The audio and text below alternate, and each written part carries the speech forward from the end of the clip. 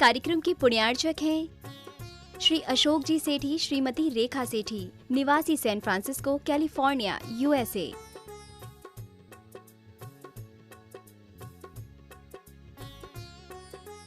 पुत्र एवं पुत्रवधू श्री हिमांशु, श्रीमती अलका सेठी, San Francisco, California, USA. पुत्र एवं पुत्रवधू श्री सुधांशु, श्रीमती रिंकी सेठी, सैन फ्रांसिस्को, कैलिफोर्निया, यूएसए। पौत्र पौत्री रिया सेठी, श्रेया सेठी, सैन फ्रांसिस्को, कैलिफोर्निया, यूएसए। आदरणीय पिताजी एवं माताजी स्वर्गीय श्री आत्मा प्रकाश जी एवं स्वर्गीय श्रीमती मानकवर जी सेठी, निवासी अजमेर की पुण्य स्मृति में। आदरणीय ससुर जी एवं सास जी स्वर्गीय श्री कल्याणमल जी गोधा एवं स्वर्गीय श्रीमती माणकबाई जी गोधा, निवासी इंदौर की पुण्य स्मृति में। साड़ू व सलेज स्वर्गीय श्री चांदुमल जी पाटनी, स्वर्गीय श्रीमती कमला देवी पाटनी, निवासी इंदौर, मध्य प्रदेश। साले साहब व सलहेज स्वर्गीय श्री राजेंद्र जी गोधा, श्रीमती सुभद्रा गोधा, निवासी इंदौर, मध्य प्रदेश। साले साहब व सलहेज श्री नरेंद्र गोधा, श्रीमती आशा गोधा, निवासी इंदौर, मध्य प्रदेश।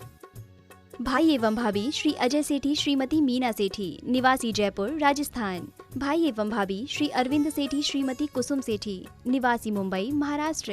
भाई एवं भाभी श्री आलोक सेठी, श्रीमती अलका सेठी, निवासी सीकर, राजस्थान। समस्त सेठी परिवार, सैन फ्रांसिस्को, कैलिफोर्निया, यूएसए।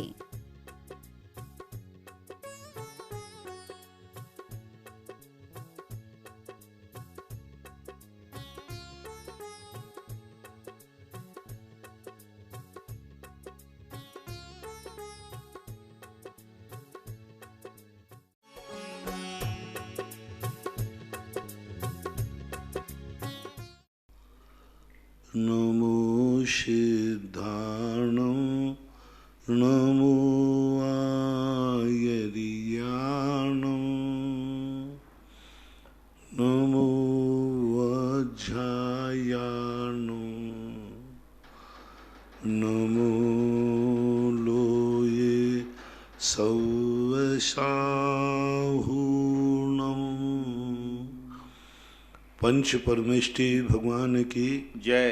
आचार्य श्री गुरुवर कुंद कुंद महाराज की जय। आचार्य श्री गुरुवर विद्यासागर महाराज की जय। परम पूजनीय निर्यापक श्रवण पूज्य श्री सुधा सागर जी महाराज की जय। चुल्लक श्री धैर्य सागर जी महाराज की जय। पूज्य श्री के चरणों में समस्त जिज्ञासा कर्ताओं की ओर से कोटि कोटि नमन वंदन नमोस्तु। पूज्य श्री पद्मावती जैन, 234 वेंकटेश नगर एयरपोर्ट रोड, इंदौर, मध्य प्रदेश से पूछते हैं, गुरु चरणों में सत सत नमन, सत सत बंदन। मेरी जिज्ञासा है कि इंसान की जरूरत को पूरा करने का सब सामान प्रकृति के पास है, लेकिन वह इंसान के लालच को पूरा नहीं कर सकती, ऐसा क्यों? ये प्रकृति की कमी नहीं, ये तो हमारी कमी है, क्योंकि हम अपनी आवश्यकताओं की इच्छाएं करें तो प्रकृति पूरी कर देती, लेकिन तुम आवश्यकताओं से अधिक इच्छाएं करो तो प्रकृति क्या करे? प्रकृति ने सब कुछ बैलेंस बनाया है। तुम्हें कितना पानी चाहिए है, प्रकृति ने उतना पानी दिया है आवश्यकता के लिए, लेकिन अब तुम्हारी इच्छाएं वेस्टेज करने की उतना पानी नहीं है। व्यक्ति को कितनी उपलब्धि चाहिए, जगह चाहिए, उतनी है, लेकिन अब तुम तो एक एक व्यक्ति सैकड़ों सैकड़ों हजारों बीघा समेट लेवे तो क्या करे?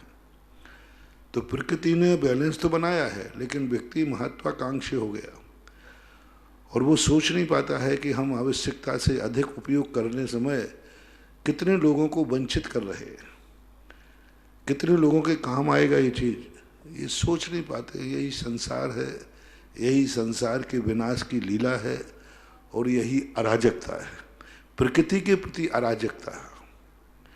एक व्यक्ति करता है इंसानों के प्रति अराजक भाव, प्रकृति के लिए अराजकता, प्रकृति के लिए आताताई, यानी प्रकृति के विरुद्ध में आज मानव खड़ा हुआ है। प्रकृति हमारा साथ देने को तैयार है, लेकिन हम प्रकृति को उजाड़ने को तैयार हैं। हवाएं हमारा साथ दे रही हैं, लेकिन हम हवाओं को पर्यावरण बिगाड़ने को तैयार हैं।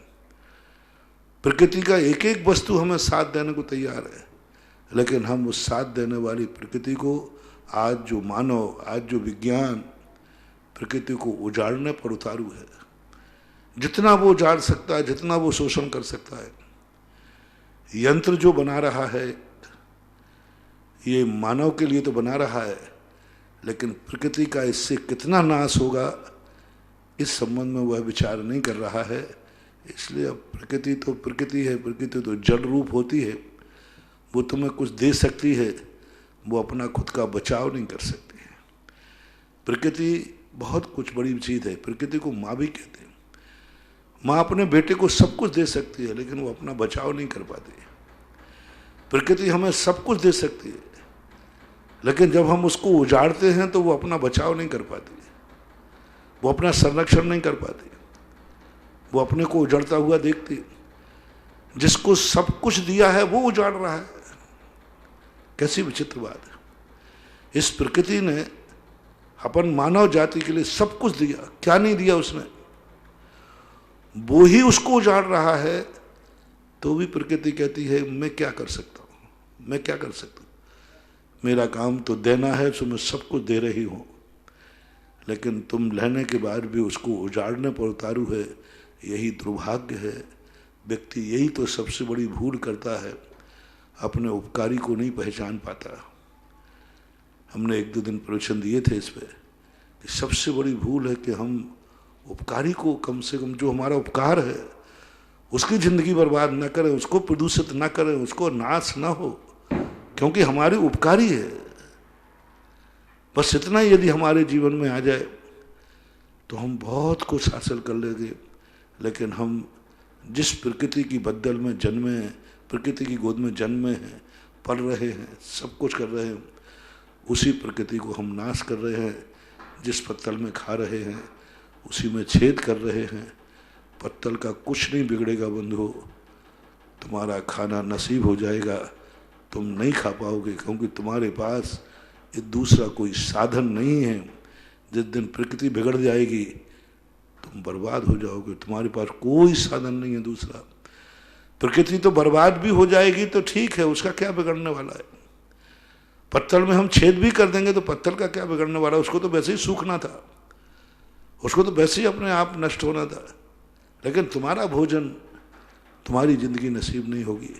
यही विवेक, यही ज्ञान यदि मानव में आ जाए तो प्रकृति और मानव में यदि दोस्ती हो जाए, माँ बेटे का संबंध हो जाए, उपकार को मानव उपकार को मानने लग जाए, तो प्रकृति हमें और सस्य श्यामला कर देगी। राजकुमार जैन, कोटा महावीर नगर। नमोस्तु महाराज जी, मेरी जिज्ञासा है, तीर्थंकर की अपेक्षा 13वें गुणस्थान का जघन्य काल कितना है? तीर्थंकर की अपेक्षा, तीर्थंकर की अपेक्षा, तीर्थंकर की अपेक्षा जघन्य काल कम से कम वर्ष प्रतिकत्व प्रमाण, कम से कम। क्योंकि 13वें गुणस्थान में पहुंचने के बाद पूज्य वीर सेन स्वामी महाराज ने स्पष्ट उल्लेख किया कि वर्ष प्रतिकत्व प्रमाण उनको उपदेश देना ही पड़ेगा, यानी 3 साल से लेकर 8 साल तक ये। और योग निरोध काल महीने 2 महीने 15 दिन का मिला लो, योग निरोध काल ज़्यादा नहीं होता। अभी तक किसी का काल ज़्यादातर अधिकतम 14 दिन का एक योग निरोध काल माना जाता है। तो एक निरोध काल मिला, बाकी वर्ष तो 8 वर्ष लगभग होगा जघन्य काल तीर्थंकर। अलग से आगम में तीर्थंकर के जघन्य काल को प्रदर्शित नहीं किया गया, किसी भी आचार्य ने उल्लेख नहीं किया कि तीर्थंकर का 13वें गुणस्थान का जघन्य काल क्या है। सामान्यतः 13वें गुणस्थान का काल उल्लेखित है, जघन्य से अंतर्मुहूर्त, उत्कृष्ट से 8 पूर्व वर्ष, अंतर्मुहूर्त कम 1 पूर्व कोटि वर्ष तक। अतिशय मोदी, पनागर, जबलपुर। गुरुदेव के चरणों में नमोस्तु। भगवान, आपने जिस प्रकार भगवान श्री आदिनाथ, भगवान श्री पार्श्वनाथ, भगवान श्री मुनिसुब्रत नाथ जी के जाप के मंत्र दिए, उसी प्रकार भगवान वासुपूज्य स्वामी का भी जाप मंत्र प्रदान करने की कृपा करें। अब देख रहे हैं, चल रहा है, मिल जाएगा। रेणु सहाय जैन, ग्राम जजावर, जिला बूंदी। गुरुवर के चरणों में बारंबार नमोस्तु। हे गुरुवर, आज गूगल मोबाइल के जमाने में हमने एक वीडियो देखा जिसमें गाय की चर्बी से मोम बनाने की विधि बताई गई है। जो हम मोमबत्ती जलाते हैं वह मोम कैसे बनाया जाता है यह उस विधि में दिखाया गया है। तो क्या मोम इतना अशुद्ध है तो हम उपयोग करें या ना करें? आप इन व्हाट्सएप और वीडियो पर विश्वास न करें। आप जो अच्छी कंपनियां हैं उन पर नेट पर पूछें, नेट पर जानें। ये जितनी व्हाट्सएप वगैरह चलती हैं वीडियो पे, इनमें सब फ्रॉड हैं, जिस चाहे निकाल देते हैं, किसी की अच्छी, किसी को गाली, किसी को अच्छा। इन पर विश्वास ना करें। आज अच्छी तरह से आप जो कंपनियां मोम बनाती हैं, अच्छी कंपनियां हैं, उनका पूरा बायोडेटा आजकल कोई छुपा नहीं सकता। आप जिस कंपनी की मोमबत्ती का पूरा बायोडेटा जानना चाहें आपको नेट पे मिल जाएगा। आप डाल दिए फलानी कंपनी की मोमबत्ती का पूरा प्रोडक्शन का जो प्रोफार्मा क्या है आपको मिल जाएगा। अच्छी तरह जान के कहो। किसी भी चीज़ में यूं अफवाह उड़ा देना अच्छी बात नहीं। ग्लिसरीन शुद्ध है या अशुद्ध है? ग्लिसरीन मेरी जानकारी में नहीं। कमलेश जैन, ग्राम धूंधरी, तहसील केकड़ी।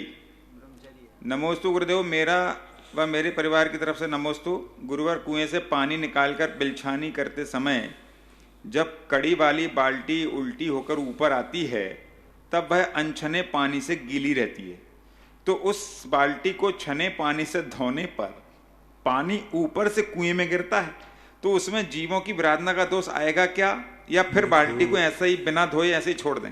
काजल की कोठरी में कैसो हो सयानो जाए पर लीक लागे पर लागे।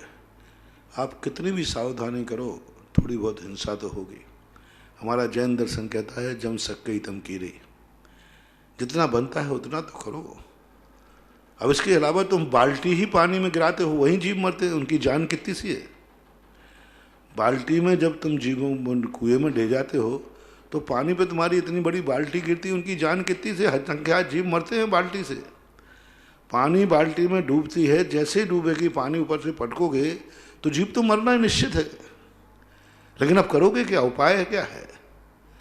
इसी प्रकार जब पानी की तुम बिलछानी डालोगे तो बहुत सारे जीव कपड़े से भी मरेंगे। इससे तुमने अब पानी एक बाल्टी में लिया और आपने थमेड़ी में छान रहे हो, अब इतनी मोटी धार तुम्हारी गिर रही है, वैसे ही उनकी जान निकल जाएगी। अपने मुंह पर कोई बड़ी तेज धार डाले तो अपन ही अपका जाते हैं। तो जो जीव मरना है वो जितना उसमें है वो दोस्तों देखो, कितनी भी सावधानी रखना, थोड़ी बहुत हिंसा तो होती ही है, लेकिन अपन को जितनी सावधानी बच सके उतनी रखना चाहिए। यही हमारा यत्नाचार है। दूसरा प्रश्न है, कभी कभी प्रासुक पानी बच जाता है और उस प्रासुक पानी की मर्यादा समाप्त होने वाली हो, और पानी अगर उस मर्यादा में उपयोग में नहीं ले पा रहे हैं, पानी को गिरा देना चाहिए फिर उस पानी को, या मर्यादा के बाद शुद्धि आदि में काम ले लेना चाहिए? काम ले लेना चाहिए, उपयोग में करना चाहिए, पीने नहीं बस। अजित जैन मांगरोल से, नमोस्तु मुनिश्री, आजकल झूठ का बोलबाला खूब है, पंचम काल है, झूठा व्यक्ति ही यहाँ सरवाइव कर पा रहा है, सीधे साधे जन को तो कोई पास भी नहीं रखना चाहता, यहाँ तो सच बोलकर जी पाना भी संभव नहीं है। मैं मानता हूं कि सत्य ही सच है, बोलना चाहिए, किंतु कैसे बैलेंस बनाएं, कृपया समाधान दीजिए। ये तो अनादिकाल की रीति है कर्मभूमि में। भगवान महावीर स्वामी के कुछ मुश्किल से अभी ज़्यादा समय नहीं, 400-500 साल हुए, चंद्रगुप्त मौर्य के समय देखो कितना झूठ राज्य में, राजकार्यों में कितना षड्यंत्र, कितना मायाचार, कितना राज के। चंद्रगुप्त मौर्य का और अशोक सम्राट का इतिहास देखो, कितना उनके घरों में, उनके परिवार में किस प्रकार की मायाचारी षड्यंत्र, नरकों से भी ज़्यादा गए भी थे एक दूसरे के प्रति, पत्नियां पतियों के प्रति, रानियां राजा के प्रति, बेटा दूसरे भाई के प्रति। क्या रूप से देख के तुम वैराग्य को प्राप्त हो जाओगे। ऐसे कि ये संसार है क्या? तो ये तो सदा से चलता आया है, होता रहेगा। अपने आप को जितना सावधानी, सत्य इसलिए मत बोलो कि तुम्हें सम्मान मिल जाएगा, सत्य इसलिए बोलो कि मैं अपनी ज़िंदगी को असत्य से बचा लूँगा। धर्म इसलिए मत करो कि अधर्मी तुम्हारा सम्मान करेगा, धर्म इसलिए करो कि मैं अपने जीवन का उत्थान करूँगा। तुम क्या चाहते हो? तुम इसलिए धर्मात्मा बने हो कि अधर्मी तुम्हारी पूजा करें, अधर्मी तुम्हारा सम्मान करें?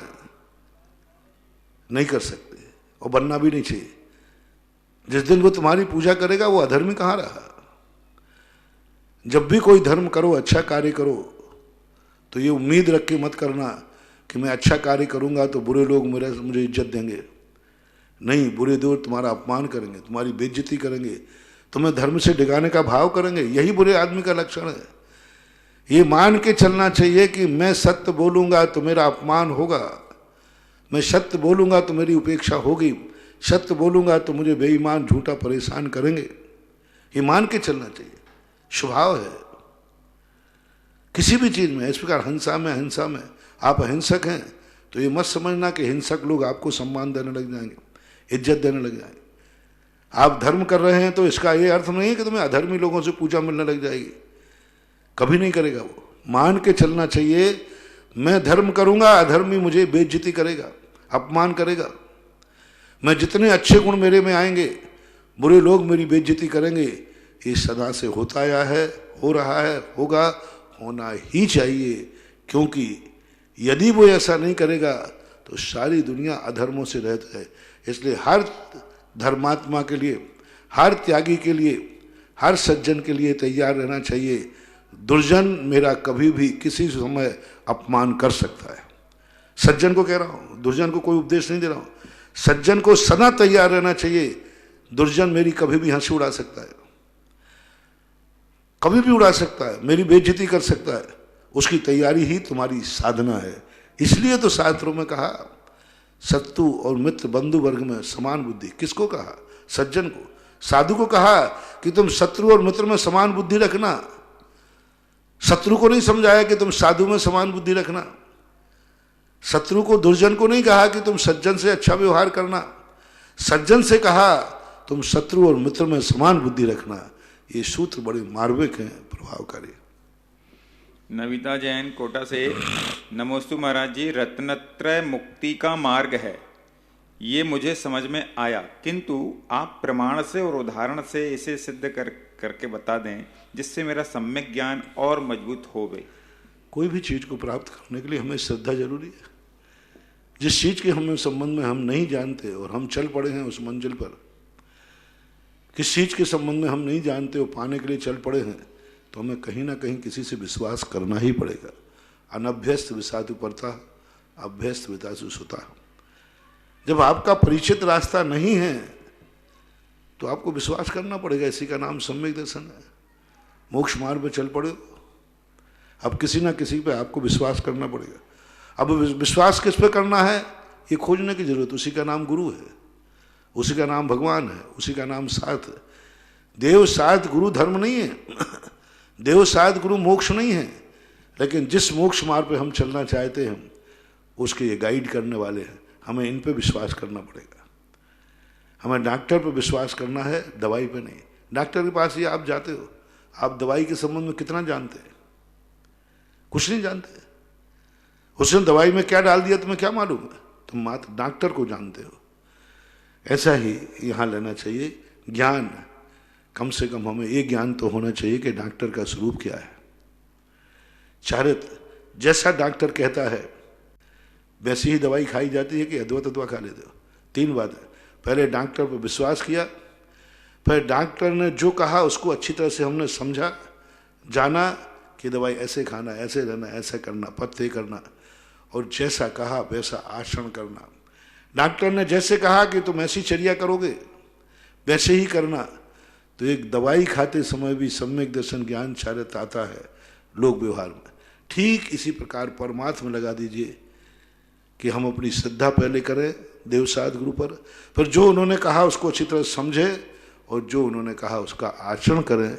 हर क्रिया में, चाहे संसार की हो चाहे परमार्थ की हो, सब जगह यही चलता है। बाप बेटे में यही चलता है। डाकू लोग भी यही करते हैं। डाकू क्या करते हैं? डाकू एक दूसरे पर विश्वास करता है, पहले उसके सरदार पर विश्वास करता है, फिर वो जो समझाता है उसको अच्छी तरह समझता है, फिर वो जो कहता है वो चलता है। फर्क कितना है? वो पाप के लिए, इसलिए मिथ्या दर्शन, मिथ्या ज्ञान, मिथ्या चारित्र है। और हम धर्म के लिए करते तो सम्यक दर्शन ज्ञान चारित्र, ऐसा मानना चाहिए। अतिशय कोटा से, नमोस्तु महाराज जी, आप सामायिक में क्या क्या पढ़ते हैं? मुझे भी जानना है, संभव हो तो जरूर बताएं। मेरे पढ़ने का तुम्हारे काम नहीं आएगा। तुम्हारा काम अलग है, हमारा काम अलग है। मुनि के लिए अलग चीज़, तुम लोगों के लिए नियत किया गया सामायिक में क्या करना, जाप करना, तत्व चिंतन करना, वस्तु स्वरूप करना। हम लोगों के लिए तो कह दिया जम किंच विचिंतन तो निरिवृत्ते हवे जदा साहु लद्दूणम एयत्तम तदाहु तम निश्चयम जानम। अब क्या करोगे तुम मेरे, जम किंच विचित्ता, मेरा क्या भरोसा कब किसका चिंतन करना। ना उतनी गहराई में तुम उतर पाओगे, बल्कि उतनी गहराई में जाने का प्रयास किया तो डूब और जाओगे। हाँ, उतने तुम डूब जाओ, क्योंकि इतनी तुम्हारी ताकत है नहीं। इसलिए आप अपने अनुसार ही, श्रावक के अनुसार ही भूमिका में रहें। यदि तुमने ये भूमिका अपनाने का प्रयास किया तो श्रावक रहोगे, ना श्रवण हो पाओगे। अंशु जैन USA अमेरिका से, नमोस्तु महाराज श्री, यदि दुर्जन पुरुष मेरे दोषों का बखान करके सुख का अनुभव करता है तो क्या मैं मूक बने रहूं और कब तक ऐसा करती रहूंगी? आप ही तो कहते हैं कि टिट फॉर टैट करो, फिर आप ही कहते हैं चुप हो जाओ। आप हमेशा नारी को ही चुप करने की बात करते हैं। महाराज श्री, आप हमारे पक्ष की भी ओर देखें। क्षमा चाहती हूं, कृपया समाधान जरूर दीजिए। पहली बात तो बोल के क्या मिल जाएगा ये और बता दो मुझे। चलो मैं टिट फॉर टैट करता हूं, क्या मिलेगा बोल करके? ठीक है, मैं कहता हूं कि नहीं चुप रहना चाहिए। चलो बोल पड़ो, क्या करोगे? अभी गाली दे रहा है, फिर दांत और टूट जाएंगे। अभी थोड़ी अशांति हो रही है तो सिर और फूट जाएगा। बोलने के लिए कहा गया है, कहाँ बोलना, किसके सामने बोलना, बोलने से लाभ क्या है बता दो। क्या तुम, जब कोई दुर्जन तुम्हारे सामने आ गया, उससे बोल के क्या करोगे? बोलो। दो एक झापड़ देगा तो नीचे दांत हाथ पे आ जाएंगे, दूसरी बार बोले तो सीधा प्राण लेके चला जाएगा। क्या कर लिया? दोषवादे च मौन्यम, ये भी कथा तो है। किसके सामने मौन? जब तुम कहते हो दुर्जन है तो दुर्जन के सामने मौन रहना ही ठीक है। और यदि तुम दुर्जन को निपटा सकते हो तो वो दुर्जन कहाँ है? तुम बहुत बड़ी ताकत तो करो। तुम्हारी क्रिया करने से, यदि मान लो मैं नारी को दोष क्यों देता हूं, नारी को चुप रहने की बात क्यों कहता हूं, बोल के क्या करोगे? बोलो, कहाँ जाओगे? पीहर अहंकार में मत रहना। जो तुमने कुमारे कोने में घर में रानी बिटिया बन के जी हो ना, वो मम्मी का जमाना था, माँ का जमाना था, रानी बिटिया करके जी हो। ससुराल में तकरार मत करना, लौट के जाओगे तो अब भैया भाभी का राज्य है वहां, मम्मी पापा तो ऊपर चले गए। और ऐसी वेदना में रहोगे कि फिर लौट के फिर यहीं आओगे। कहाँ जाओगे तुम? तुम्हारा जीवन है क्या? तुम्हारी औकात कितनी है? बोलने का अधिकार उसे है जो अपने बोलने में औकात रखता है, प्रभाव रखता है। तुम क्या करोगे? कहाँ जाओगे? पीहर लौट नहीं सकते। एक देख लीजिए, थोड़ी सी घटना घट गई अंजना की। अंजना के जीवन में एक अपवाद हो गया, घटना घटी। ससुराल से निकली, पीहर का अहंकार था कि मेरे पापा कोई गरीब थोड़ी है, राजा है। लो, जैसे वहां पहुंची वहां से ठुकरा दिया। भटको जंगलों में, बोलने का परिणाम। क्या करोगे बोल के? तुम्हारा ठाइया तुमका क्या है, तुम्हारी स्थिति? पीहर जा नहीं सकते। अब ससुराल ही तुम्हारी जिंदगी है। स्वर्ग है तो, नरक है तो, जो कुछ है सो, जो है सो है। इसको एडजस्ट करो। मौन रह करके एडजस्ट होता है तो मौन रहो। मौन होकर के एडजस्ट होता है। दो बातें सुन करके यदि हमारी शांति होती है तो सुन लो। सब लोग सुबह उठ करके तुम्हें गालियां दे करके शांत हो जाते हैं तो बहुत सस्ते में निपट रहे हो। सस्ते में निपट रहे हो। जो देखो वही सुबह उठ के गालियां देता है। सस्ते में निपट गए, गालियों में निपट गए। कई घर तो ऐसे कि सुबह उठ के डंडे पड़ते हैं। तो देखो, अपनी औकात समझो। मैं कभी बोलने की मना नहीं करता। मैं तो कहता हूं अधिकार पहले समझो। इस बोलने का रिएक्शन क्या होगा? यदि बोलने के बाद इससे अधिक तुम्हें शांति मिलती है, इससे अधिक सुखी हो जाओगे, मंजूर है। मैं तो कहता हूं बोलो। मरने वाले से कहता हूं, मरने के बाद यदि अच्छा सुख मिलता है तो मरो। जो सुखी मैं आज यहां हूं, यदि मरने के बाद इससे भी अच्छा सुख मिलता हो तो मुझे भी बता देना भाई, मैं भी चलूंगा, क्योंकि मुझे तो अच्छा सुख चाहिए। लेकिन हमें मालूम है कि जो दुख यहाँ है मरने के बाद इससे भी ज्यादा दुख है, इसलिए सहन करो, इसलिए सहन करो। हमेशा ध्यान रखना चाहिए, सहनशीलता का अर्थ ये नहीं है कि हम कायर हैं। सहनशीलता का अर्थ है कि हमारी मजबूरी है। दो प्रकार की सहनशीलता होती है। एक सहनशीलता वो वस्तु स्वरूप है,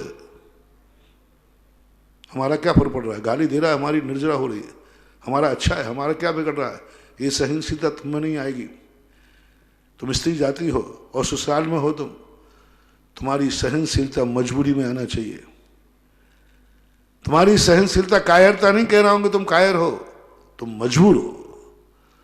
क्योंकि यदि तुमने थोड़ा सा और उछट गए तो तुम्हारी जिंदगी बर्बाद हो जाएगी, तुम कहीं की नहीं रहोगे, कौन पूछेगा तुम्हें, फिर क्या करोगे। इसलिए जैसा है उसमें एडजस्ट होने की स्थिति बनाओ। ये सोचना चाहिए था तुम्हें शादी के पहले, ये सोचना चाहिए था तुम्हें शादी के पहले।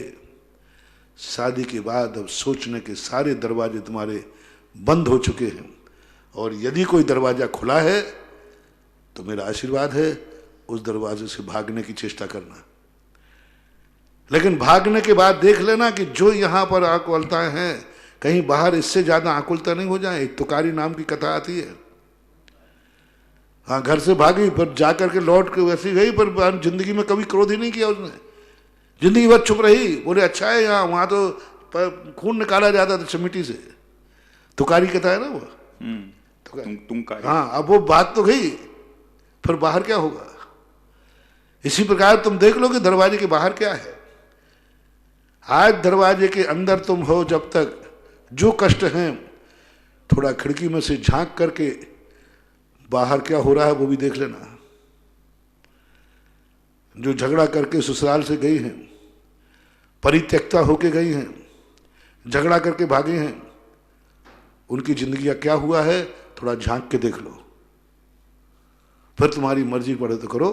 यदि तुम्हारा दरवाजा खुला है तो वैसे शादी के बाद तुम्हारे सब दरवाजे बंद हो गए, शायद तुम्हारे भाग्य से कोई दरवाजा खुला हो और तुम्हें मालूम है कि इस दरवाजे से भागकर मैं सुखी रह जाऊंगा। ऐसा मानते हैं कि दूसरा दरवाजा दूसरी शादी है, दूसरी शादी कर लेंगे। दूसरी शादी दरवाजा नहीं है।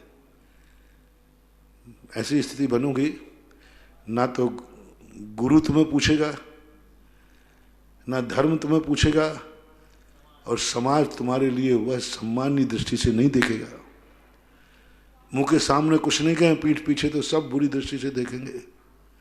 इसलिए एडजस्ट करो, ये नारी पर्याय की मजबूरी है। श्रीमती रंजिता पाइया, बुढ़ार, शहडोल, मध्य प्रदेश से। नमोस्तु महाराज जी, मेरी जिज्ञासा है कि सामान्य केवली भी अरिहंत परमिष्टि कहलाते हैं क्या? क्योंकि अरिहंत परमिष्टि के 46 मूल गुण होते हैं जो कि सिर्फ तीर्थंकर केवली के ही घटित होते हैं। 10 जन्म के अतिशय तो केवल तीर्थंकर में ही होते हैं। तो सामान्य केवली भगवान कौन से परमिष्टि में आएंगे? हमेशा किसी वर्ग में उत्कृष्ट की चर्चा की जाती है, अनुत्कृष्ट की नहीं। हमेशा उत्कृष्ट की चर्चा की जाती है। अरहंतों में सबसे उत्कृष्ट किसके हैं उनका वर्णन कर दिया, अब उसके बीच में सब आ जाते हैं, ऐसा मानना चाहिए। मतलब वो अरिहंत ही परमिष्टि में आएंगे, वो भी अरहंत परमिष्टि ही माने जाएंगे। हाँ। अनुमेहा आशीष जैन, मुंबई से। मेरे आराध्य गुरुवर के चरणों में कोटि कोटि नमोस्तु। गुरुवर, हमारे शास्त्रों में एक कथा आती, एक उदाहरण आता है, मूल गुण और उत्तर गुण। उत्तर गुण के लिए कहा जाता है, मूल गुण मुनि के लिए कहा कि मूल गुण पालन करना तो अनिवार्य है, उत्तर गुण ऐच्छिक है। लेकिन कोई ऐसे हैं जो मूल उत्तर गुण दोनों पालते हैं, वे श्रेष्ठ है। तो इसी प्रकार सभी के मूल गुण होते हैं। अरहंतों के मूल गुण होते हैं 4, अनंत चतुष्ट है। तो वे 4 मूल गुण होना अनिवार्य है। फिर शेष जो उत्तर गुण होते हैं वे हैं तो बहुत अच्छा है, नहीं है तो भी अरहंत है वो, क्योंकि मूल गुण तो उसके पास विद्यमान है। मूलच्छेदो न भवति। अनंत चतुष्टय में एक भी कम नहीं होना चाहिए। 34 अतिशय नहीं है, इससे क्या अरहंत पद में फर्क पड़ने वाला है? कोई विशेष फर्क नहीं पड़ता ऐसा। अनुमिहा आशीष मुंबई से, मुनिश्री के चरणों में कोटि कोटि नमोस्तु। गुरुदेव, मेरी जिज्ञासा है, अगर हमने कभी किसी अच्छे कार्य के लिए किसी के लिए विवेकहीन होकर के हमने अंतराय कर दिया हो, पर अब एहसास होता हो कि सब वह गलत किया था हमने, तो अब हम उसका प्रायश्चित कैसे करें? इस कारण से मन बहुत विचलित रहता है, कृपया मार्गदर्शन। यदि तुम्हारी हिम्मत हो तो जिसको अंतराय किया है उससे क्षमा मांग लो जाके, और क्षमा मांगने में और बात बिगड़ सकती है तो फिर किसी गुरु के पास जाके प्रायश्चित ले लो, और बाद में जाकर ऐसा नहीं करने का संकल्प कर लो, यही हो सकता। आशीष जैन अहमदाबाद गुजरात से, पूज्य गुरुदेव के चरणों में कोटि कोटि नमोस्तु। महाराज श्री, हमने आपके प्रवचन से या स्वाध्याय करने के बाद कोई नियम लिया, प्रवचन से सुन के या स्वाध्याय करने के बाद कोई नियम ले लिया था, कोई त्याग कर दिया, और हम निर्दोष पालन भी कर रहे हैं, तो मेरी जिज्ञासा है कि क्या ये उचित है, और इसके लिए हमें भगवान के समक्ष या गुरुदेव के पास जाकर इस नियम का त्याग को और अच्छा करने के लिए भगवान के समक्ष गुरुदेव के पास जाकर के आशीर्वाद लेना चाहिए, बताना चाहिए? कोई जरूरी नहीं है, यदि मिल जाए ले लेते हैं तो अच्छा ही है, नहीं लेते हैं तो कोई बात नहीं, चलेगा। प्रियांशु जैन तेंदुखेड़ा दमोह से, भगवान नमोस्तु। महाराज श्री, मंदिर जी में बहुत बार देखा है कि लोग जिनवाणी या शास्त्र के अंदर एक कागज रख देते हैं जिसमें लिखा हुआ रहता है कि इस मंत्र की जाप करो तो आने वाले 5 दिन में आपको कोई शुभ समाचार प्राप्त होगा, और कुछ छोटी कहानी लिख देते हैं जैसे कि इस मंत्र की जाप करने से एक सेठ बड़ा आदमी बन गया था। ऐसा क्यों करते हैं लोग? महाराज जी, आखिर वो रहते तो जैन ही हैं लोग वो, और इसमें हम जैसे लोग फंस जाते हैं, हमें क्या करना चाहिए? इसके लिए देखो, यदि मंत्र अच्छा है, बीतरागी मंत्र है, तो उनको ये नहीं कहना चाहिए कि ऐसा हो जाएगा, उनको ये कहना चाहिए कि इससे पुण्य की वृद्धि हो जाएगी। गारंटी लेके कहोगे तो फिर वही वाली बात है, वो तुम्हारे यहाँ एक पिक्चर चली ना अभी वर्तमान, ओ मोई गॉड, फिर वो कानजी मेहता जैसे बन जाओ, उन पर कोर्ट केस कर दो यदि नीचे हस्ताक्षर मिल जाए तो। हाँ, हमारे यहाँ संभावना है, डॉक्टर भी एक बसर ये कहता है कि मैं दवाई दे रहा हूँ लेकिन दस्तखत करो, मरीज मर जाए या जिंदा रहे तो क्या होगा? दवाई लेने के बाद भी मर जाता है मरीज तो भी डॉक्टर का कुछ नहीं बिगड़ता, क्योंकि वो एक संभावना है। इसी प्रकार से ये भावनात्मक होना चाहिए। हमें दूसरों को मंत्र तंत्र की शक्ति दिखाना चाहिए, लेकिन नियामक नहीं, निमित्त नैमित्तिक संबंध है। हमारे कुंद कुंद भगवान बहुत होशियार हैं, उन्होंने इतनी बढ़िया सोने की बनाने की विधि बनाई और अंत में लिख दिया तुम्हारा पुण्य है तो बस, अब कोई कोर्ट केस नहीं कर सकता। पहले कर सकते थे कि आप अन्य तीनों मिलाए और सोना नहीं मिला, कुंद कुंद में कोर्ट केस करो, हमें धोखे में रखा है, उन्होंने नीचे लिख दिया यदि तुम्हारा पुण्य है तो बस, खत्म बात हो गई। रचना जैन हरपालपुर, नमोस्तु महाराज जी। और मंत्र तंत्र लिखने की बात ध्यान रखें, सबको अधिकार नहीं। पूज्य नेमीचंद ने कहा अन्नम च गुरुपदेश है, जो गुरु हो, मंत्रों का ज्ञाता हो, मंत्रों की साधना करता हो, जिसने खुद मंत्र बन गया हो, स्वयं अपने ज्ञान की पर्याय को मंत्र रूप बना लिया हो, वो मंत्र देने का अधिकारी है। ऐसे तो क्या है? रचना जैन हरपालपुर, नमोस्तु महाराज जी। शांति धारा की झारी कैसी लेना चाहिए, पतले डंडे की या खुली वाली जो आजकल चल रही है? जो झारी है, जो डंडी वाली झारी है वही है। इन क्रिया कांडों में मत आओ कि उसमें जीव है, या तो मूसल जैसी धांधली है, सूले जैसी बारीकी। मैंने कहा ना कि अब सब थोड़ा बहुत दोष की स्थिति बनी ही रहती है। वो झाड़ी है ही नहीं आगम में आकार, झाड़ी का अर्थ है टोटी वाली, बस खत्म बात हो गई। अब मैं उस झाड़ी को बदलने का औकात नहीं रखता। जिन्होंने सबसे पहले झाड़ी बनाई होगी उन्होंने ऐसा क्यों बनाया, अपन उनसे विचार करेंगे, ऐसी बात नहीं। झाड़ी का स्वरूप मंगल स्वरूप होना चाहिए। वो जिस प्रकार एक टोटी लगा देते प्याऊ जैसी, अब वो टोटी कोई टोटी नहीं है, ना कोई उसका मूल्य है ना कोई मतलब है। झाड़ी का जो स्वरूप है, जो चला आ रहा है परंपरागत, वही झाड़ी का स्वरूप रहना चाहिए, तभी वो मांगलिक है। अन्यथा फिर तुम जानो, तुम्हारा काम जाना।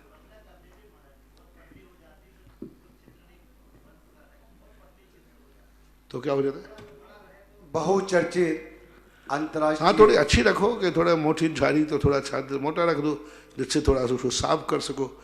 उसको किसी विधि को मिटाओ मत, उसके अनुकूल साफ करने की विधि बनाओ। और सूख जाती है तो कोई ऐसी बात नहीं है, हर चीज़ धोई जाती है, हर चीज़ धुलती है और उसको सुखाते भी हैं। एक बार अभिषेक होने के बाद 24 घंटे में सूख जाती है, कोई पानी भरा थोड़ी रखा रहता है। बहुचर्चित अंतर्राष्ट्रीय जिज्ञासा समाधान कार्यक्रम को देखने वाले सुनने वाले सभी साधर्मी बंधुओं की ओर से परम पूज्य निर्यापक स्वामी मुनि पुंगव सुधा सागर जी महाराज के चरणों में सत सत नमन, नमोस्तु गुरुवर। आज बिजोलियां तपोदय तीर्थ क्षेत्र पर असीमकालीन भक्तामर विधान के लिए एक घोषणा आई है। श्रीमान मयूर जी, नरेंद्र जी, साधना जी, जय कुमारी जी, पंचोली परिवार, खांदू कॉलोनी, बांसवाड़ा, आपके दान की बहुत बहुत अनुमोदना। विश्व के सबसे बड़े बाबा बिजोलियां तपोदय तीर्थ क्षेत्र पर वेदी पर जो स्वर्ण का कार्य हो रहा है उसमें 5500 रुपये की राशि की घोषणा आई है, जिसमें श्रीमान अभिषेक जी, वैशाली जी गुना की वैवाहिक तिथि के शुभ अवसर पर जिनेन्द्र कुमार, श्रीमती राजेश जी जैन जानरी परिवार गुना केंद्र ने देने की घोषणा की है। आपके दान की बहुत बहुत अनुमोदना। और 5100 रुपये गुप्त दान में वृक्षारोपण में खांदू कॉलोनी बांसवाड़ा की तरफ से आए हैं। आप सभी की बहुत बहुत आभार, बहुत बहुत अनुमोदना। जिज्ञासा के प्रथम क्रम में मैं आमंत्रित कर रहा हूँ कौशल्या जैन कोटा से।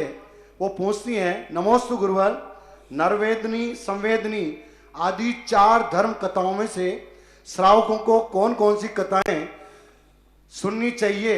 इनके 4 के अलावा कौन सी कथाएं और होती है?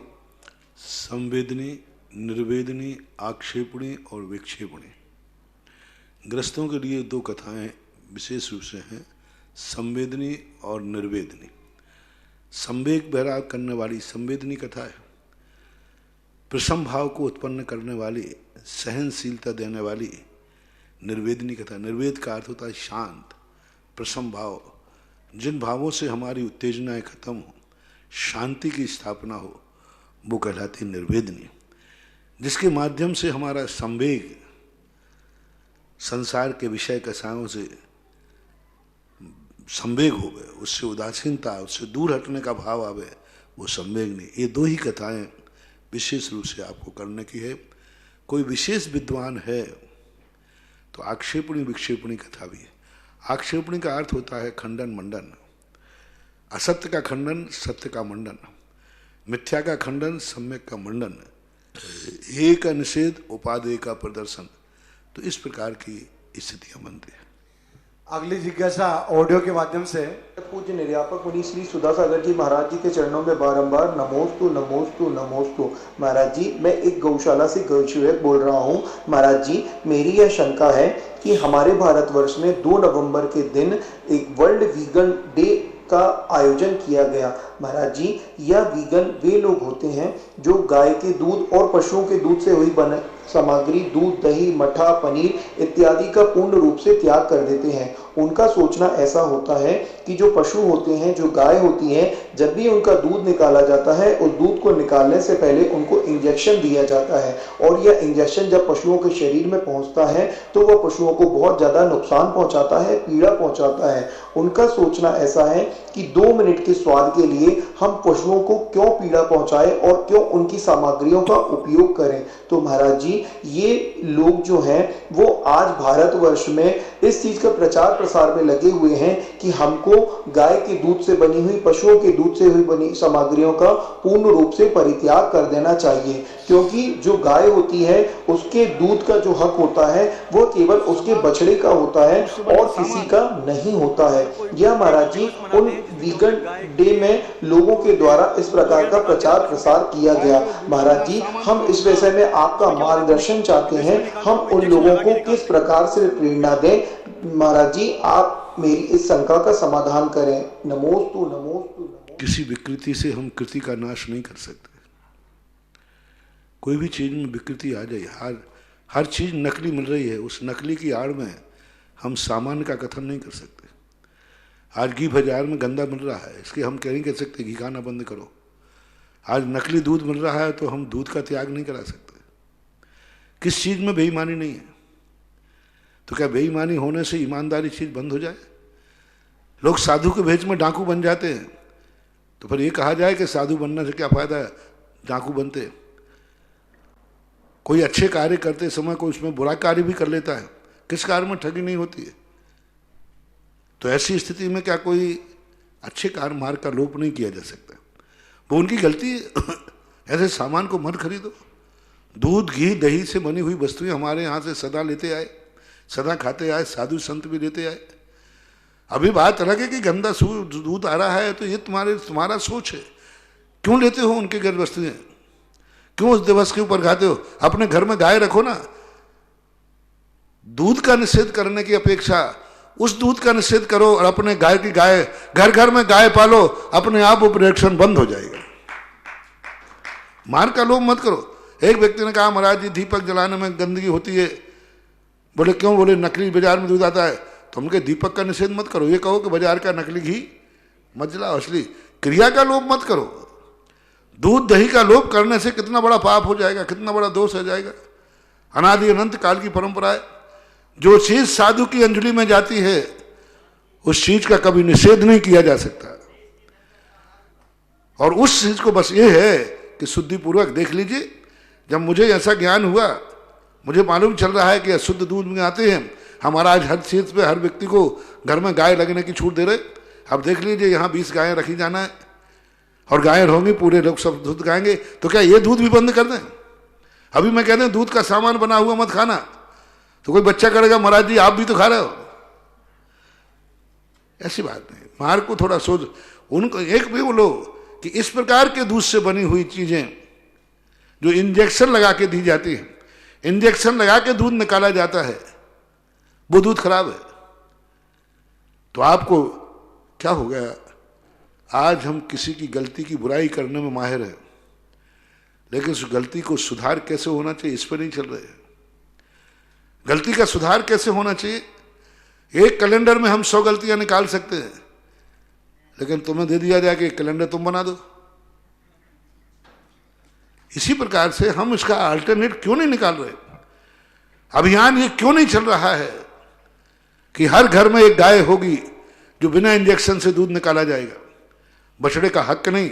यहां एक गाय अभी आई, उस गाय का दूध में एक दिन नहीं निकाला, बछड़े ने पी लिया, बछड़ा बीमार हो गया, दस्त लग गया। अब बोलो बछड़े के हक का दूध निकाला जा रहा है कि बच्चे को निकाल करके उसकी जिंदगी? उसको तो ज्ञान है नहीं। बच्चा तो है ही, बच्चा तो बच्चा ही होता है। पी गया खूब, क्योंकि उस दिन दूध लगाया नहीं था किसी ने, बच्चे पीता रहा। बच्चा उसके पास था, गाड़ी में आया ट्रक में बन के, बच्चा पास था, पूरे रास्ते भर दूध पीता आया, यहाँ के बीमार हो गया, दस्त लग गए। डॉक्टर से पूछा, बोले इसने दूध ज्यादा पी लिया। 5-5, 10-10 किलो गाय दूध दे रही, बछड़ा दूध पिएगा मर जाएगा, उसके पेट में पटाने पड़ जाएंगे। ऋषभदेव ने जब दूध का उपदेश दिया था तो बछड़े का हक छीनने को नहीं दिया था, बछड़े की जिंदगी बचाने के लिए दिया था। जो गाय का दूध नहीं निकालता है वो बछड़े का हत्यारा है। वो बच्चे की जान ले रहा है, मारेगा वो बच्चे को। हाँ, जो बच्चे को दूध नहीं दे रहा है, उसको योग्य नहीं दे रहा है, वो महाहत्यारा है। ये अपना व्यवस्था बनाओ कि गाय के बछड़े का एक स्तन अच्छा दूध देती है तो एक स्तन, कम दूध देती है 2, अतिथि समभाग। आधा बछड़े का, आधा बछड़े को पालन करने वाले का। अरे बछड़ा है उसका, तुम बछड़े को, गाय को पाल भी तो रहे हो। कोई जंगली गाय का दूध नहीं दो रहे। उस गाय को क्या जंगल में रह करके उस गाय को इतना खाना मिलता है? बेरोजगार देखो कैसे भागते फिरते हैं, गोलियां खाते फिरते हैं, उनको खाने के नहीं मिल रहा, भूखे मरते हैं। आज पालने वाला किसान गाय को पाल रहा है, भूसा दे रहा है, घास दे रहा है, खल खिला रहा है, इतना सब खिला रहा है, तो बच्चे का शोषण नहीं कर रहा है, उसकी सेवा का आधा भाग ले रहा है। इसलिए गाय का दूध लेना कोई दोष नहीं है। बस इसका तरीका एक ही है कि आप इंजेक्शन लगाने वाली गाय का दूध ना लेवें। आप पता करें, जानकारी करें। और इसका महाराज जी कैसे जानकारी करें, पता ही नहीं चलता। मैं बता रहा हूं ना, घर में गाय रखो, पता करने की जरूरत क्या है? पता करने की जरूरत क्या है कि ये दूध कैसा है, इंजेक्शन वाला है कि बिना इंजेक्शन का? घर में गाय रखो ना, आराम से गाय रखो। मैंने तो यहां तक छूट दे दी कि तुम अकेले रखने की व्यवस्था नहीं है, तो पूरे गांव के 10 लोग 25 लोग मिलकर के एक बड़ा प्लाट खरीद लो और उनमें 5 गायें रख लो और 10 घर वाले अपना दूध बांट लो कि भाई अपन दूध अपना खुद का रखेंगे, एक व्यक्ति लगा दो, वो सुखलाएगा पिलाएगा। सब रास्ते हैं, लेकिन एकदम किसी अच्छी चीज को बदनाम करने वालों के कारण से सत्य को नकारा नहीं जा सकता। जिज्ञासा के अगले क्रम में श्रीमती पलक जैन दमोह और मंजू डॉक्टर राजेश छाबड़ा रानौली जयपुर पूछते हैं, नमोस्तु गुरुवर, दीपावली पर घर में मिट्टी के दिए जलाए जाते हैं, क्या पीतल व चांदी के दीपक जला सकते हैं क्या? जलाने में तो मेरी दृष्टि से कोई बाधा नहीं होना चाहिए, जला सकते। अगली जिज्ञासा ऑडियो के माध्यम से। गुरुवर के चरणों में बारंबार नमोस्तु नमोस्तु गुरुवर। गुरुवर, मेरी शंका यह है कि हम जिन प्रतिमाओं के दर्शन करते हैं वास्तव में तो वो जिनेंद्र भगवान का एक रूप बनाया गया है जो हम सबको समझाने के लिए है, वरना हम भगवान की कल्पना भी कैसे कर पाते। ये भी सत्य है गुरुवर कि प्रतिमा को देखकर भगवान के 18 दोष रहित होना, अनंत चतुष्टय प्रकट हो जाना एवं आत्मा में लीन होना, यह सब समझ में आता है। पर इतना समझ आने के बाद कभी कभी ये भी मन में आ जाता है कि ये प्रतिमा तो सिर्फ एक मूर्ति है और इसलिए श्रद्धा कुछ कम होने लगती है और मन वास्तव में सिद्धिशिला में बैठे उस परमात्मा को या विधेय क्षेत्र में विराजमान अरिहंत भगवान को नमस्कार करने लगता है। तो क्या ये सही है गुरुवर? कोई इसमें दोष लगता है क्या गुरुवर? कृपया जिज्ञासा का समाधान करें गुरुवर। ये आपका चिंतन सदोष है। ये भगवान की मूर्ति आपको समझाने के लिए नहीं बैठा ली गई है। ये फोटो नहीं है, ये फोटो नहीं है, ये समझाने के लिए नहीं है कि इस मूर्ति को देख करके उस जैसे भाव करो, इस मूर्ति को देखकर सिद्धा लगाओ, ऐसा नहीं है।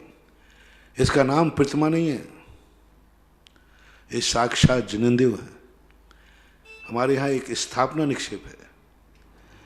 बिना स्थापना निक्षेप की वस्तु समझाने के लिए होती है, जैसे आपके घर में टंगे हुए चित्र, आपके बना हुआ तुलका से चित्र, ये सारे चित्र आपके समझाने के लिए हैं, प्रतीकात्मक हैं। मूर्ति प्रतीकात्मक नहीं है, ये साक्षात जिनेंद्र हैं। 10 प्राणों की प्रतिष्ठा है इसमें, साक्षात जीवंत भगवान है, यही ही भगवान है, साक्षात जिनेंद्र। हम लोग जब प्रतिकार करते हैं साक्षात जिनेंद्र भव, जब आपको स्वधर्मबंध बनाते हैं साक्षात स्वधर्मबंध भव, ये नहीं कहते हैं स्वधर्मबंध के समान हो जाओ। हमारे यहाँ मूर्ति में समान के रूप में स्थापना नहीं है, ये जिनेंद्र भगवान के समान है नहीं, इसमें जिनेंद्र भगवान को स्थापित किया जाता है। यदि ये स्थापना नहीं की जाती तो छाया से, फोटो से, प्रतिबिंब से अभिषेक गंधोदक नहीं बनता। बिना प्रतिष्ठित की हुई मूर्ति का गंधोदक नहीं बनता। प्रतिबिंब तो है, वो भी प्रतीक है। एक घर में रखी हुई दादा की फोटो है तुम्हारे, वो प्रतीक है, दादा की याद दिलाती है, लेकिन वो एनर्जी नहीं दे सकती, उसका गंधोदक नहीं बन सकता। यदि महावीर स्वामी की फोटो मूर्ति इसलिए बनाई गई तुम्हें महावीर की याद आवे, इस मूर्ति को लेकर के तुम सिद्धालय पहुंच जाओ, इसलिए रखी गई मूर्ति नहीं, फिर ये मूर्ति के दर्शन से आपको कोई लाभ नहीं है, कोई लाभ नहीं है। साक्षात है ये मूर्ति, पक्का है। भक्तांबर की बात देखो, कितनी बड़ी बात पूज्यवर मानतुंग आचार्य महाराज ने कितनी बड़ी बात कही। बालम विहाय जल संसित मिंदु बिंबो मन्या का एक क्षति जना सहसा गृह तुम। वो बालक आकाश में चंद्रमा है सही का, लेकिन जैसे ही कठौती में चंद्रमा दिखता है तो वो उस चंद्रमा को देख के उस चंद्रमा को याद करता है कि इसी को सच्चा चंद्रमा मानता है। बोलो, बालक को जब कठौती में चंद्रमा दिखाया गया, उसको देखकर, उस चंद्रमा को देखकर उस चंद्रमा की याद आ रही है कि इसी को सही चंद्रमा मान रहा है, उसी को, उसको देख करके वो आकाश में नहीं जा रहा है, हाँ ऐसे ही चंद्रमा वो है, ऐसे ही चंद्रमा वो है, ऐसे ही चंद्रमा वो है। तो ये चंद्रमा का तुम्हारे लिए कोई मूल्य नहीं, कितना बड़ा प्रतिमा दर्शन का पूज्यवर मानतंग आचार्य ने किया कि बालक साक्षात जनेन्द्रो, यही है चंद्रमा, दूसरा चंद्रमा है ही नहीं। आकाश में कोई चंद्रमा ही नहीं होता और बालक के ज्ञान में नहीं है। बालक को नहीं मालूम कि आकाश में चंद्रमा है, वो तो कहता है जो चंद्रमा आकाश में था वो यहां आ गया। उसके मन में स्वप्न में थोड़ी भी कल्पना नहीं आती है कि चंद्रमा आकाश में है, उसकी छाया है। ये आकाश में चंद्रमा की याद दिलाने के लिए बनाया गया है, नहीं, वो तो उसी आनंद, उसी आनंद की अनुभूति होती है। ओह, साक्षात चंद्रमा मेरी कठौती में आ गया, साक्षात की अनुभूति होती है, एकदम साक्षात, और वो अल्लाह से हो जाता है। इसी प्रकार जिनेंद्र भगवान की मूर्ति को देख करके, हे भगवान, मुझे ये ध्यान नहीं आ रहा है कि जैसा इनका स्वरूप है ऐसे ही सिद्धालय का है, नहीं, मुझे तो मूर्ति देख कर लग रहा है साक्षात जिनेंद्र वही हैं। जिस समय मूर्ति का दर्शन हो रहा है उस समय सिद्धालय के भगवान याद नहीं आना चाहिए। यदि सिद्धालय के भगवान याद आते हैं तो मूर्ति का आपके लिए कोई प्रभाव नहीं, कोई कार्य अधिकारी नहीं, ना वो गंधोदक प्रभावकारी है, ना दर्शन प्रभावकारी है, ना निधत्त निकाचित कर्म प्रभावकारी हूं। क्योंकि तुमने बहुत बड़े आदमी हो गए, तुम विद्वान आदमी हो। क्योंकि जो कठौती में तुम्हें कठौती की छाया लग रही है, ये ओरिजिनल नहीं है, ये छाया है। मूर्ति का अतिशय खत्म। अब तुम्हारा अभिषेक, पूजन, दर्शन सब बेकार है, कोई मतलब नहीं है। तुम उस बालक के समान हो जाओ मूर्ति का दर्शन करने के लिए। यही साक्षात पारसनाथ है, साक्षात यही है, दूसरे है ही नहीं कोई। सिद्धालय में कोई है होंगे, सिद्धालय में, हमें तो यही सिद्धालय में है, सिद्धालय में विराजमान है। पर सिद्धालय में भी हम भक्ति करते समय इन्हीं का ध्यान करेंगे, यही पारसनाथ है। तब कहीं जाकर निधत्त निकाचित कर्मों का क्षय होता है। और वो श्लोक मानतंग आचार्य महाराज का जब मैंने चिंतन किया, मैंने कि प्रभु इतनी सरलता से समझा दी मूर्ति पूजन। हम भी यही मानते थे ये मूर्तियां तो मात्र प्रतीकात्मक है, मूर्तियां तो मात्र सिद्धालय के ध्यान दिलाने के लिए है, स्मृति दिलाने के लिए, प्रतिविज्ञान जैसा होता है स्मृति, इसको देखकर उसकी याद आ जाए। जैसे वो कहते हैं ना, प्रतिविज्ञान कैसे देख के दे, किसी के हाथ में छाता लेके देख करके अरे मेरा छाता कहाँ गया। तो ये मूर्तियां इसलिए नहीं बैठा लेंगे कि इसकी मूर्ति को देखकर तुम सिद्धालय की मूर्ति याद आ जाए, नहीं, यही भगवान है। ऐसी अनुभूति मानतंग आचार्य के इस भक्तांबर पाठ को यदि गहनता से चिंतन करोगे तो आपको मूर्ति का, जब से मैंने भक्तांबर का श्लोक समझा है तब से मैंने भगवान के धाम में जाता हूँ, मूर्ति मान के नहीं जाता हूँ, मूर्ति मान के पास जाता हूँ। इसलिए कहाँ किसके दर्शन करके आए, जैनी क्या बोलता है, आदि पारसनाथ के दर्शन करके आया हूं। ये कोई नहीं बोलता कि मैं पारसनाथ की मूर्ति के दर्शन करके आया हूं, पारसनाथ की रचना के दर्शन करके आया हूं, नहीं, पारसनाथ का दर्शन करके आया हूं। पूजा किसकी करके आए हो, भगवान की। कहाँ गए, पूजा करने गया था, कहाँ गए थे, बोले पारसनाथ के बाद। क्या करने गए थे, पारसनाथ की पूजा। ऐसा मानना चाहिए। इसलिए जैन दर्शन में कबीर ने सबकी बुराई की, पत्थर पहाड़ पूजे हरि मिले तो मैं पूजू पहाड़, जैन दर्शन की नहीं, क्योंकि जैन दर्शन में मूर्ति पूजा है ही नहीं। जैन दर्शन में मूर्तिमान की पूजा है, मूर्ति की पूजा नहीं। मूर्ति में मूर्तिमान का दर्शन करना स्थापना निक्षेप है। जिज्ञासा के अगले क्रम में ब्रह्मचारी विनोद भैया जी जबलपुर। महाराज जी नमोस्तु। महाराज जी, सिद्धांत ग्रंथों में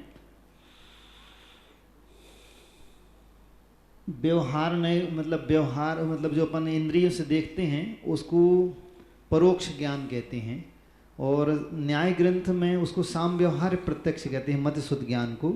लेकिन अध्यात्म ग्रंथों में उसको श्रुत ज्ञान को ही प्रत्यक्ष ज्ञान कहा है, उससे ही सम्यक दर्शन होता है, ऐसा हमें समझ में आता है। आप थोड़ा स्पष्ट करेंगे। पहली बात, जो इंद्रियों से निमित्त से ज्ञान होता है उसको परोक्ष ज्ञान कहते हैं। दर्शन शास्त्रों में जो निर्विकल्प प्रत्यक्ष को माना है, साम व्यवहार प्रत्यक्ष माना है, उसका नाम ही है साम व्यवहार। दुनिया की दृष्टि में वही प्रत्यक्ष है, क्योंकि विज्ञानवाद इंद्रिय के जो जाना हुआ पदार्थ है उसी को प्रत्यक्ष मानते हैं। लेकिन जब अध्यात्म ग्रंथों में आते हैं तो अध्यात्म ग्रंथों में श्रुत को प्रत्यक्ष नहीं कहा, प्रत्यक्षवत कहा। सविकल्प स्व संवेदन ज्ञान का प्रयोग जयसेन स्वामी ने समझा। सविकल्प स्व संवेदन किसी भी आगम में कहीं कहीं नहीं, किसी अध्यात्म ग्रंथों में कि शुद्ध ज्ञान भी प्रत्यक्ष होता है। बृहद्रव्य संग्रह में महाराज जी टीका में है स्ववत कहा, प्रत्यक्ष नहीं। जैसे मैंने कहा था, बहुत अच्छा उदाहरण दे रहा हूं कैसा प्रत्यक्ष है। स्वप्न में आप सम्मेद शिखर की वंदना कर रहे हो, यहाँ सो रहे, तो आपको वहाँ प्रत्यक्ष की अनुभूति हो रही है स्वप्न में कि आप परोक्ष की? प्रत्यक्ष की अनुभूति, प्रत्यक्ष की ही अनुभूति होती स्वप्न में। साक्षात मैं सम्मेद शिखर पर जा रहा हूँ, पूरे टोंक के दर्शन कर रहा हूँ, पूजा कर रहा हूँ, प्रत्यक्ष की अनुभूति हो रही है। लेकिन सत्य क्या है? परोक्ष। बस अध्यात्म ग्रंथों में ना एक दिन शुद्ध उपयोग की परिभाषा बताई थी कि वो भूल जाता है एकदम कि मैं परोक्ष हूं, ज्ञान पर्याय, इसलिए शुद्ध उपयोग कहा है, शुद्ध वस्तु नहीं। उपयोग में ऐसी धारणा बन जाती है कि जो वस्तु मैंने देखी है वह मैं साक्षात अनुभव कर रहा हूं। जैसे उदाहरण दिया था मैंने कि गुरु ने कहा मैं भैंसा हूं, तो उसने कहा मैं भैंसा हूं। अब ये वो प्रत्यक्ष अनुभूति कर रहा है, अनुभूति के परोक्ष प्रत्यक्ष अनुभूति कर रहा है, लेकिन सत्य क्या है? वो है नहीं। शुद्ध ज्ञान के लिए हमारे यहाँ ऐसा ही कहा जाता है, क्योंकि शुद्ध उपयोग भी शुद्ध ज्ञान रूप है। वो अध्यात्म ग्रंथों में गलत नहीं कहा, क्योंकि शुद्ध उपयोग भी तो कहाँ है? शुद्ध उपयोग केवल ज्ञानी को तो है नहीं, अवध ज्ञानी को है नहीं, मना पर्याय ज्ञानी को है नहीं। शुद्ध उपयोग नियम से शुद्ध ज्ञान की ही परिणति है। तो शुद्ध उपयोग में वहां प्रत्यक्ष पाने की स्थिति बताई जाती है। स्व संवेदन प्रत्यक्ष, स्व संवेदन प्रत्यक्ष, तो वो बस ऐसा ही मानना कि वो ज्ञान के माध्यम शुद्ध उपयोग स्वप्न में जैसी हमें सत्य कल्पना होती है, सत्य अनुभूति होती है, लेकिन सत्य होता नहीं है। ऐसे ही शुद्ध ज्ञान में जैसे हम धारणा कहते हैं, धारणा के माध्यम से अपन ध्यान में बैठते हैं, शुद्ध ज्ञान के माध्यम से मैं सहज दल कमल पर मुनि अवस्था में बैठा हूँ, तो उस समय हमें अनुभूति मुनि की होने लग जाती है कि नहीं? आप कर रहे हो तो कपड़े उतारने की अनुभूति हो जाएगी कि नहीं? मैंने सब उतार, कपड़ा पहने हो, श्रेष्ठ मुनि, हाँ कपड़ा पहनो, इसमें कोई संदेह नहीं, लेकिन ज्ञान के माध्यम से अनुभूति हो जाती है। ये धारणा है क्या? प्रत्यक्ष है। साक्षात दिख रहा है कि मेरा शरीर जल रहा है, कर्म जल रहे हैं, सब जल चुके हैं, पुरुषाकार आत्मा बची है। ऐसा ज्ञान में ऐसा लगने लग जाता है जैसे मैं साक्षात देख रहा हूँ। आप कल्पनाओं में देख लो ना, कभी कभी अपन बैठे बैठे साक्षात कल्पना में ऐसे पहुंच जाते हैं। शेख चिल्ली की कथा नहीं सुनी? वो साक्षात में बहुत बड़ा आदमी बन गया, प्रत्यक्ष में बना गया, परोक्ष में नहीं, अनुभूति में, प्रत्यक्ष में। वो स्वप्न में कल्पना कर रहा है। तो शुद्ध ज्ञान जो है स्वप्नवत प्रत्यक्ष है, लेकिन वस्तुतः परोक्ष ही है। क्योंकि कुंद कुंद स्वामी ने स्पष्ट कह दिया, कोविद दक्षो साहु संपटिकारे परोक्ष रूपमणम पच्छक्ष में विदिष्टम परोक्ष नाने पविठंतम। परोक्ष ज्ञान में बैठ करके कौन ऐसा चतुर सयाना है जो ये कहे कि मैं वस्तु को प्रत्यक्ष देख रहा हूं? ऐसा मानना चाहिए। तो स्वप्नवत प्रत्यक्ष मानने में कोई आपत्ति नहीं। महाराज जी एक शंका आती है, गुरु उपदेशात अभ्यासात संवित्ते स्वपरांतरम जानाति है स जानाति मोक्ष सौख्यम निरंतरम। तो वहाँ जानता है मोक्ष सुख को, मोक्ष सुख तो हमें कर्मों के अभाव में होगा। जानते ही है, प्राप्त तो नहीं कर रहा, जान ही तो रहा है। मैं कितनी चीजें जान रहा हूं। जानना और प्राप्त करने में अंतर है। यदि जानना और प्राप्त करना एक मान लें तो बस सम्यक ज्ञान की जरूरत नहीं। अपने दर्शन, ज्ञान और चारित्र, तो वो ज्ञान तक पहुंच गया, जान रहा है। अविरत सम्यक दृष्टि भी जान रहा है कि मोक्ष मार्ग सच्चा यही है, सच्चा मोर्ग यही पूरा ज्ञान है, पूरा ज्ञान है। सम्यक दर्शन, ज्ञान, चारित्र का पूरा ज्ञान है। ज्ञान में कहीं कमी नहीं है, लेकिन चारित्र नहीं है। जान रहा है कि ये रोटी से भूख मिटेगी, पूरा ज्ञान है। जान रहा है, लेकिन खाने को नहीं मिला, जान रहा है। इसलिए मोक्ष को जान रहा है, मोक्ष सुख को जान रहा है, जान ही रहा है, अनुभव में नहीं ला रहा है। अब ज्ञानानुभूति है, वो आत्मानुभूति शब्द आया, वो इसलिए आया कि उस समय यही स्वप्नवत, जब ज्ञान ने जिसको विषय बना लिया है, हमें अनुभूति वैसे ही होने लग जाती है, लेकिन वो अनुभूति स्वप्नवत है। जिज्ञासा के अगले क्रम में श्री हरीश चंद जी जैन जयपुर से पूछते हैं, नमोस्तु गुरुवर, अष्टकर्म होते कितने हैं, इनके क्या क्या नाम हैं, घातिया अघातिया कर्म का क्या अर्थ है, इनमें घातिया और अघातिया कर्म कौन कौन से हैं? 8 कर्म होते, ज्ञानावर्णी, दर्शनावर्णी, मोहिनी, अंतराय, वेदनी, नाम, गोत्र और आयु। ये 8 कर्मों के नाम होते हैं, जिसमें 4 घातिया कर्म होते हैं, ज्ञानावर्णी, दर्शनावर्णी, मोहिनी और अंतराय। ये घातिया इसलिए कहलाते हैं, ये हमारे मूल स्वरूप का घात करते हैं, दर्शन का, ज्ञान का, चारित्र का, शक्ति का। मूल जो हमारी मूल निधि है उसी को ढक देते हैं। और वे अघातिया इसलिए करते हैं कि वे मूल निधि का घात नहीं करते हैं, उत्तर निधि का घात करते हैं। ये तो हमारे आत्मा के सुख को घात करते हैं, और अघातिया कर्म जो हैं पर से जो सुख मिलने वाला है उसको घात करते हैं। पर से, पर वस्तु से जो मुझे सुख मिलता वो घात करते हैं। यूं कहना चाहिए, घातिया हमारे मूल धंधे पे घात करते हैं, और अघातिया जो दूसरे के धंधे से कमीशन आना था उस पर घात करते हैं। अघातिया कर्मों के माध्यम से हमें वो चीजें घातित होती हैं जो हमें पर से मिलने वाली थी। जैसे नीच उतरुत हमें पर से, शरीर से, पुद्गल से, कुल से, जाति से मिलने वाला था, उसको घात कर देंगे। उस स्वरूप में हमें, हमारे स्वरूप में नहीं आने देंगे, पर प्रत्यय में ढाल देंगे। पर प्रत्यय की तरफ, पर प्रत्यय से हमें जो सुख मिलना है वो सुख देंगे, नहीं मिलना है तो नहीं देंगे। लेकिन जो घातिया कर्म होते हैं वो हमारी निधि पर घात करते हैं। हमारा स्वरूप, हमारे पास जो है, को खुद का है, उसको भी भोगने नहीं देते, उसको भी भोगने नहीं देते, ऐसा मानना चाहिए। अगली जिज्ञासा ऑडियो के माध्यम से। मेरे आराध्य गुरु के चरणों में दीपाली आलोक मोदी परिवार का बारंबार नमोस्तु महाराज श्री। महाराज श्री, मेरा प्रश्न है कि आपने देवगढ़ की एक कल महिमा सुनाई, उसको सुनकर हम लोगों को बहुत खुशी मिली और उससे बहुत आनंद आया कि उसमें एक नई कहानी जुड़ी हुई है, ऐसा पता चला हम लोगों को। तो महाराज श्री, मेरा प्रश्न यह है कि आपने बहुत सारे तीर्थ क्षेत्रों का निर्माण कराया, उनके नाम भी बदल दिए, जिससे उनकी और भी ज्यादा उन्नति हुई। जैसे तब बिजौलिया का नाम तपोदय तीर्थ क्षेत्र रख दिया, सुदर्शनोदय तीर्थ क्षेत्र, ज्ञानोदय तीर्थ क्षेत्र, ऐसे कई क्षेत्रों के नाम आपने बदले, तो उनका आज वो दिन दुगनी रात चौगनी प्रोग्रेस कर रहे हैं। पर महाराज श्री, मेरा प्रश्न ये है कि आपने देवगढ़ का नाम क्यों नहीं चेंज किया, और मैं ये ये चाहती हूँ आपसे कि आप नाम चेंज कब करेंगे, जिससे उसका भी उन्नति हो सके, वो भी एक आसमान को छू सके। देवगढ़ में जब था तब मेरे नाम बदलने के समय उपयोग नहीं गया। उस समय वहाँ की परिस्थितियाँ दूर सी थी, वहाँ की परिस्थितियों का एक ही विकास था, किसी प्रकार से पूजनीय हो जाए, तो वो उद्देश्य था। उस समय परिवर्तन करने जीर्णोद्धार हुआ था उस समय। अभी जब गया था तब उस समय ऐसा कोई स्थितियाँ नहीं बनी। और सीधी बात, आज पहली बार किसी ने कहा है, साधु का उपदेश प्रश्न के बाद साधु को कहा है कि साधु को और साधु की वाणी को नींबू के समान निचोड़ने से रस देते हैं। ये अपने आप रस नहीं देते, इनको जितना निचोड़ोगे उतना ही रस निकलता है। किसी ने पूछा नहीं, जहां के लोग कमेटी वाले कह देते मैं रख देता हूं। अब देवगढ़ कमेटी ने कभी नहीं कहा तो नहीं कहा, अब आपने कहा है, अब आपकी कमेटी कभी कहेगी तो रख देंगे कि मेरे यहां कोई नामों की कमी थोड़ी है।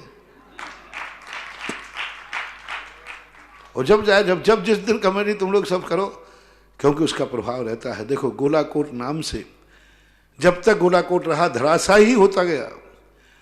जिस दिन से गोलाकोट का नाम तीर्थोदय रखा है, उसी से दिन दूना रात चौगुना बढ़ रहा है। क्योंकि गोलाकोट तीर्थ का नाम ही बेनाम था। आपके बच्चे का यदि कोई नाम ना हो, आपके बाप का कोई नाम ना हो, तो दुनिया में उसकी क्या हालत होगी? नाम ही नहीं है, तो गांव के नाम है। थुबंजी है, गांव का नाम है। गांव में तो अच्छे लोग सब रहते, शराबी जवाड़ी कवाड़ी सब रहते हैं। गोलाकोट कोई गांव का नाम है, एक शहर का नाम, गांव था एक, तीर्थ का तो कोई नाम ही नहीं है। मतलब ओरिजिनल नाम ही तुम्हारे तीर्थ क्षेत्रों के नहीं है, तो बेनाम व्यक्ति का कोई विकास नहीं होता, बेनाम व्यक्ति है। तो जे नाम जो दिए, अभी थोबन जी का नाम जिन्होंने दर्शनोदय दिया, और जैसे ये नाम दिया, देखो दिन दूना रात चौगुना बढ़ रहा है। यही बिजोलिया को देख लीजिए, इस बिजोलिया कोई नाम ही नहीं था, बस सामान नाम था, और जिस दिन से तपोदय नाम आया है, देख लो आज तक कभी ऐसा चमत्कार हुआ हो कि कोई साधु, वो भी विद्यासागर का चेला, 15 महीने बैठ जाए। दुनिया के लिए भली कोरोना है, लेकिन बिजोलिया के तो बल्ले बल्ले हैं, तपोदय थे।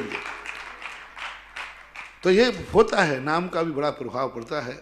अब जब जैसा निमित्त बनेगा तब देखा जाएगा।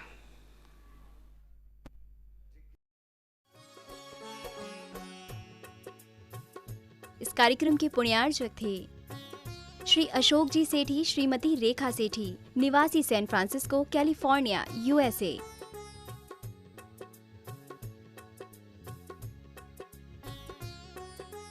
पुत्र एवं पुत्रवधू श्री हिमांशु, श्रीमती अलका सेठी, सैन फ्रांसिस्को, कैलिफोर्निया, यूएसए। पुत्र एवं पुत्रवधू श्री सुधांशु, श्रीमती रिंकी सेठी, सैन फ्रांसिस्को, कैलिफोर्निया, यूएसए। पौत्र पौत्री रिया सेठी, श्रेया सेठी, सैन फ्रांसिस्को, कैलिफोर्निया, यूएसए। आदरणीय पिताजी एवं माताजी स्वर्गीय श्री आत्मा प्रकाश जी एवं स्वर्गीय श्रीमती मानकवर जी सेठी, निवासी अजमेर की पुण्य स्मृति में। आदरणीय ससुर जी एवं सास जी स्वर्गीय श्री कल्याणमल जी गोधा एवं स्वर्गीय श्रीमती माणकबाई जी गोधा, निवासी इंदौर की पुण्य स्मृति में।